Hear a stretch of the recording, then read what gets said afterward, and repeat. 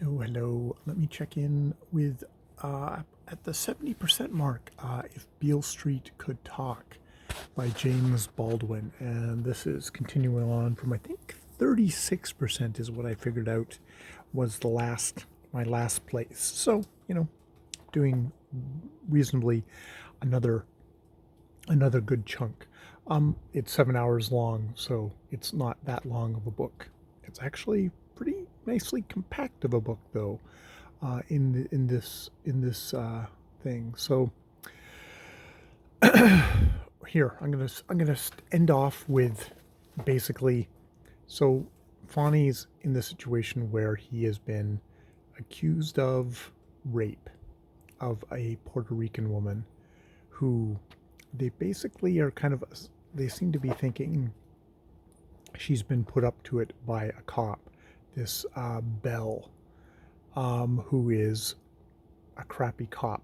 They learned that he's gotten transferred to the place where he is because he killed a 12-year-old in his old precinct. So you just move him along. That he seems to have been a witness. He's a witness to this crime, even though he was in a neighborhood that wasn't a part of his beat, and he was on duty. So why was he in this area? And just a lot of questions about this case. And the woman who is the victim of a rape has suddenly vanished, and they think she's gone back to Puerto Rico, and they decide, going through the people there, who can we get to go to do it? People have to be working. Trish has to be there to be with Fonny.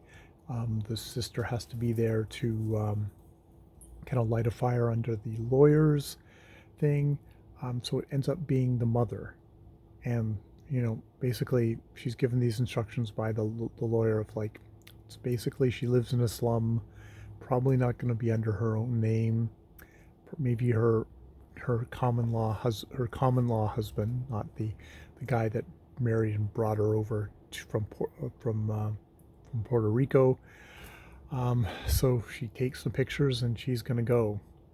But we get a flashback at the very end here, which is, it turns out at the very end it's the first encounter with this cop. This cop has it out for, he's got a grudge with Fonny and Tish, in that they're walking down the street. They've just come to this neighborhood. It's a very kind of white neighborhood. The guy who's renting it says, like, the neighbors are great, but watch out for the cops. The cops are murder, which could be the motto of this book. And this book written in 1974, which seems like, wow, this seems like this could have been written yesterday in a lot of ways. They're in this neighborhood. Fonny goes off to get cigarettes or something. She goes to buy some tomatoes. She gets groped by this young guy who maybe is a junkie or whatever. She turns around and is gonna basically just slam those tomatoes in his face, when she notices there's a cop across the road. She's like, I'm black, I'm in a neighborhood that's kind of, it's white, Italian white, but white. So she goes into the store to avoid him. He follows, and he continues to harass her. And then he reaches out and grabs her. She slaps him. At which point, and spits in his face. At which point, Fonny arrives back, grabs him by the hair, kicks him in the balls, tosses him out in the street. At which point, go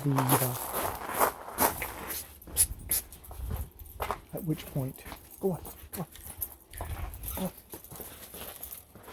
At which point, the cop comes over and is going to bust Fonny for assault and battery, calling him boy. And it's like, you can see that this is not going to be good. But the Italian woman who runs the store is the one who actually does speak up. Everyone else has seen it, but no one says anything. He's like, she speaks up and says, no, that guy is a piece of shit. What she said was true. And, you know, and he's like, funny way to run a business. It's like, you don't fucking tell me how to run a business. And, you know, he's just like, basically at the end, he's like, I'll see you around. And the Italian woman says, it's like, not if I or they see you first. And when he leaves, she's just like, you know, I came over from, you know, the old world, you know, however many years ago. And it's like, I hope I don't die in America. And that's how they, so, and when questioning Fonny, he gets Fonny's address, name. So it's like, he knows him. And it's like, oh, this is that little thing where he feels that cop felt slightly humiliated being told off by this Italian woman. It's like, you know, he's gonna try and ruin Tish and Fonny's life. So yeah, that's up to this section of thing. We also have a little thing, you know, because like you think, oh, is the lawyer just going to be this kind of asshole white lawyer who grudgingly do stuff?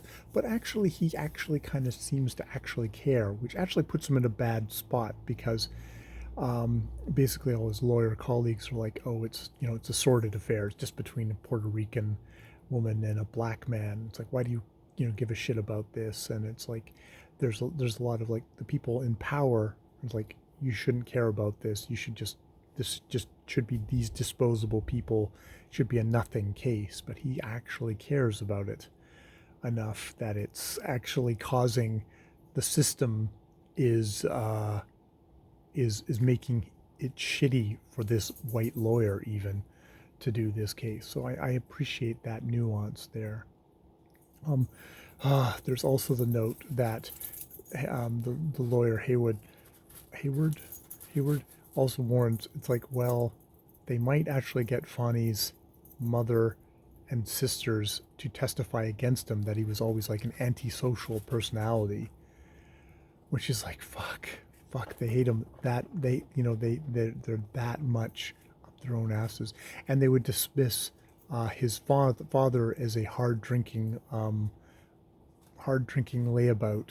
And it's like, you know, anything to just sort of dismiss and just confirm their own fucking prejudices about him. So that is up to 70% of James Baldwin. It's like just really well written, really engaging, and just sadly feels incredibly current to up to this moment. Yeah.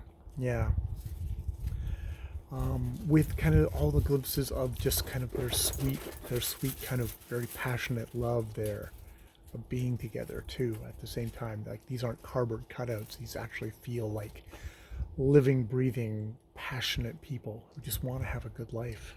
All right, I will leave it there. More videos later.